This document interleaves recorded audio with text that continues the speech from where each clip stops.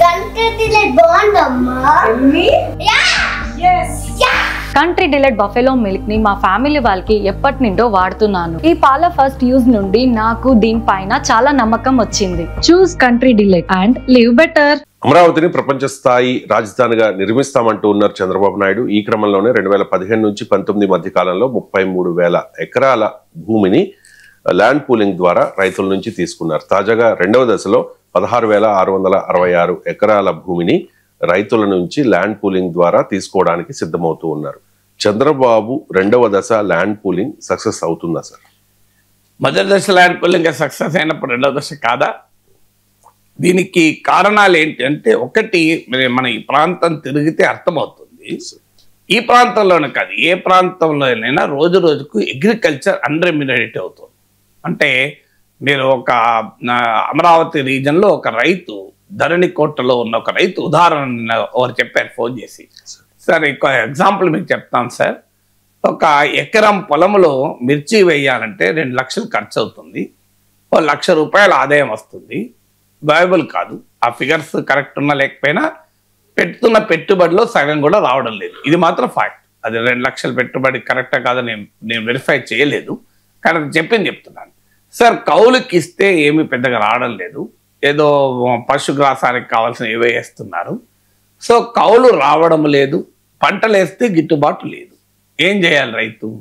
So అందువల్ల ఈ రైతుకు ల్యాండ్ ఒక రెమ్యూనరేటివ్ లేనప్పుడు రైతు మీకు ఈవెన్ ఫస్ట్ ఫేజ్లో సేకరించిన భూములు, ఇంకా మీకు ఈవెన్ 3 పంటలు పండే కూరగాయల భూములు అలాంటివి కూడా ఉన్నాయి, కానీ అన్ని భూములు అలా లేవు ఆ ప్రాంతంలో. సో అందువల్ల ఇది మొదటి కారణం అగ్రికల్చర్ అన్న.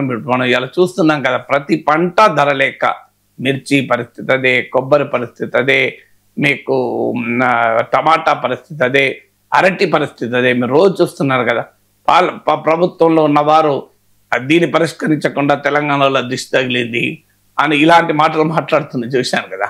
అంటే వ్యవసాయాన్ని కాపాడలేని పరిస్థితి అప్పుడు ఏం చేయాలి? గత ప్రభుత్వాన్నైనా తిట్టాలి, లేదనుకుంటే రైతులన్నా విమర్శించాలి. మీ మధ్య కాలంలో మీరు గమనించండి, రైతులు ఆధునిక పద్ధతులు అనుసరించకపోతే నడవదు అని రైతులన్నా తప్పు పట్టడం, లేదంటే గత ప్రభుత్వాన్నైనా తప్పు పట్టడం, లేదంటే తెలంగాణ దిస్తగలలో మాట్లాడడం. కానీ అసలు సమస్య ఎక్కడ వచ్చింది? అసలు ఎందుకు పంటలు అగ్రికల్చర్ అన్రెమ్యూనరేటివ్గా మారింది? ఒక కొబ్బరి పంట ఎందుకు అన్రెమ్యూనరేట్ అయింది? మిర్చి పంట ఎందుకు అయింది? టమాటా ఎందుకైంది? దానికి స్టడీ చేసి పరిష్కారాలు వెతకాలి. పరిష్కారాలు వెతకకుండా చెప్పడం అనేది, అందువల్ల మీకు కారణం ఏంటి అనేది ఐడెంటిఫై చేసి దానికి పరిష్కార మార్గాలు వెతకపోవడం అశాస్త్రీయమే.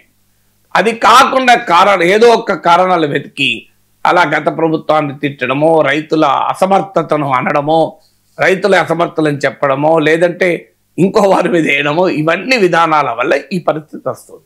ఇది దేశంలోనే అగ్రికల్చర్ అన్రెమ్యూనరేటివ్ ఉంది, ఆంధ్రప్రదేశ్ ఇంకా అగ్రి బేస్డ్ ఎకానమీ కనుక ఇది మొదటి సమస్య. అందువల్ల భూమి నుంచి ఆదాయం లేనప్పుడు ఆ భూమి ఇవ్వటానికి వెనకాడడు ఎవరైనా.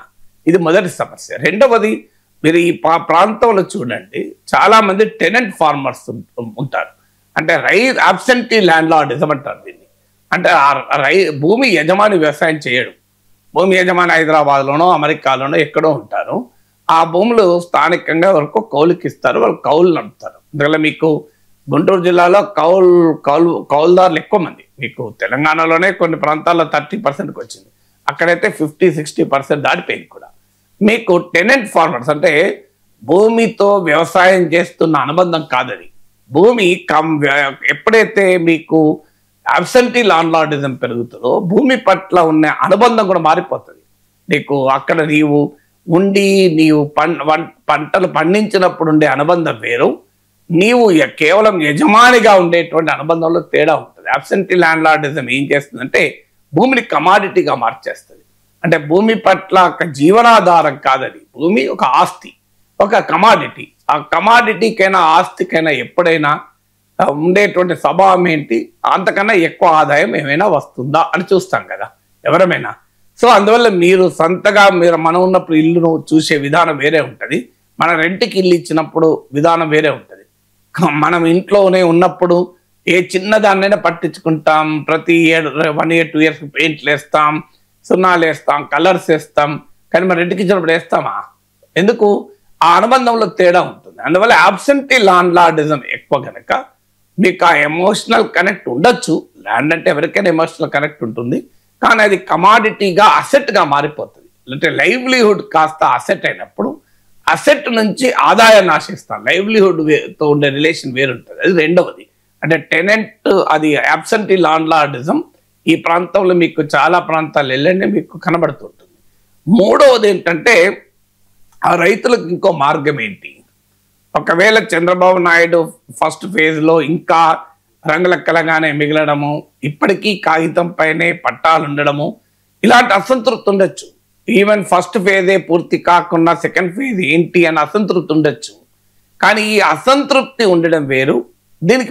దీనికి ఏంటి మరి? అటువైపేమో జగన్ కనబడతాడు. జగన్ అమరావతిని పట్ల చేసిన విధ్వంసం అంతా ఇంత కాదు.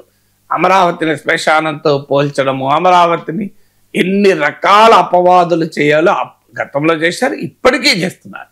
ఇప్పటికీ అమరావతి పైన దాడి మామూలుగా లేదు కదా. సో ఒకవైపు ఏమో తమ అమరావతి అనే ఆలోచన పైనే ఒక భయంకరమైన ద్వేషం పెంచుకున్న జగన్మోహన్ రెడ్డి, అది చంద్రబాబు నాయుడు ప్రాజెక్ట్ అని భావించి చంద్రబాబు నాయుడు పైన ద్వేషం కాస్త అమరావతి పైకి మళ్ళింది. అందువల్ల ఇప్పుడు జగనే వస్తే మామూలు విధ్వంసం ఉండదు. ఇప్పుడు ఈ పరిస్థితి కూడా, ఎందుకంటే 5 ఏళ్ళు చూశాను. 5 ఏళ్ళు మీకు పిచ్చి చెట్లు మొలవడము అసలు హారిబుల్గా ఉండేవి. అంటే గతంలో లాగా వ్యవసాయము లేదు, అభివృద్ధి లేదు, ఏది లేకపోయే వరకు అమరావతి రైతుల ఆక్రోశము, ఆవేదన అంతా ఇంత కాదు. అందువల్ల ఇప్పుడు చంద్రబాబు నాయుడు పైన అసంతృప్తి ఉండొచ్చు, కానీ చంద్రబాబు నాయుడు కాదంటే ఎవరు? జగన్. జగన్ అంటే ఇంకేముంది, అమరావతి నాశనం అవుతుంది, విధ్వంసం అవుతుంది. అందువల్ల తమకు ఇప్పుడు ఉండేటువంటి ప్రయోజనం కూడా దక్కదు. అందువల్ల వారికి ఇంకో మార్గం లేదు. 4వది ఈ అసంతృప్తి. అంటే మళ్ళీ సెకండ్ ఫేజ్ కూడా ల్యాండ్ పూలింగ్ చేస్తే మా భూములకు ధరలు పడిపోతాయో అన్న అసంతృప్తి ఉన్నది, మాకు ఇంకా పట్టాలు ఇవ్వలేదని అసంతృప్తి ఉంది, ఇంకా ఇష్యూస్ సాల్వ్ చేయలేదన్న అసంతృప్తి ఉంది, ఇంకా ఎప్పుడు అభివృద్ధి అవుతుంది, ఎంతకాలం పడుతుంది అనే అసంతృప్తి ఉంది. కానీ ఈ అసంతృప్తుల్ని రాజకీయంగా గల్వనైజ్ చేసేటువంటి పార్టీ లేవు. ఎందుకంటే ఆంధ్రప్రదేశ్లో ఉన్నవి రెండే రెండు, ఒకవైపు కూటమి, మరోవైపు వైసీపీ. సో మీకు మిగతా పార్టీలు కాంగ్రెస్, వామపక్షాలను చాలా బలహీనం. సో అందువల్ల వైసీపీకోమో అమరావతి పైన మాట్లాడే హక్కే లేదు. అమరావతి రైతుల అసంతృప్తిని వైసీపీ ఏం ఆర్గనైజ్ చేస్తుంది? మీకు ఇంకా పట్టాలు ఇవ్వలేదు, మనం పోరాడదామని చెప్పి వైసీపీ నాయకులు అమరావతిలోని గ్రామాలకు వెళ్ళగలరా? వెళ్తే అసలు వాళ్ళ జనం యాక్సెప్ట్ చేస్తారా?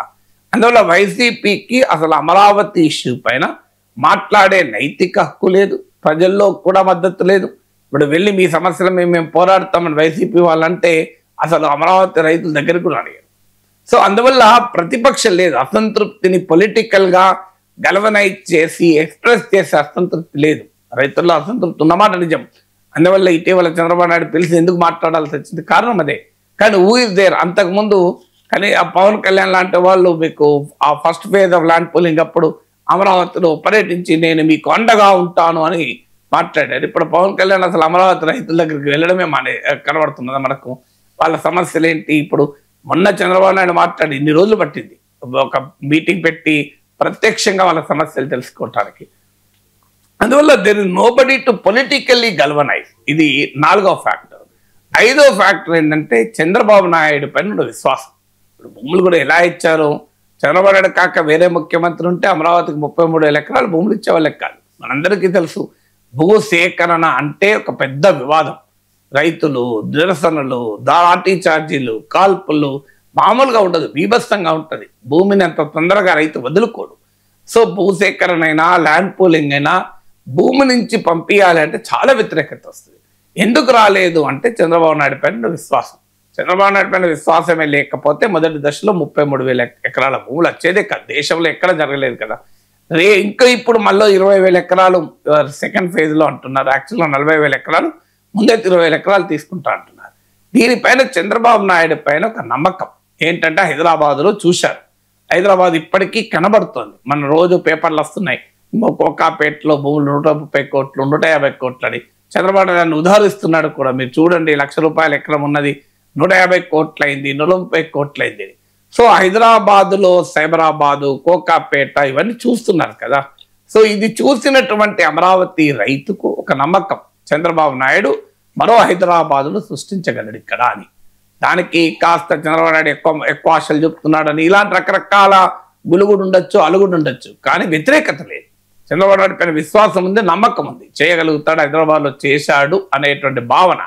అందువల్ల మీకు ఎందుకంటే అమరావతి ప్రాంతంలో ఉన్న land owning land owning cost and classes ఎవరైనా మీకు వాళ్ళందరికీ హైదరాబాద్లో బంధువులు ఉంటారు. 90% కావాలంటే అమరావతి రైతులను అడగండి వెళ్ళి, అందులో ఖచ్చితంగా అక్కడ ఉన్నవారు ల్యాండ్ అనేది అందరికీ ఉండదు. ల్యాండ్ అనేది అప్పర్ కాస్ట్ అప్పర్ క్లాసెస్కి ఎక్కువ ఉంటుంది, మిగతా వాళ్ళకి తక్కువ ఉంటుంది సహజంగా.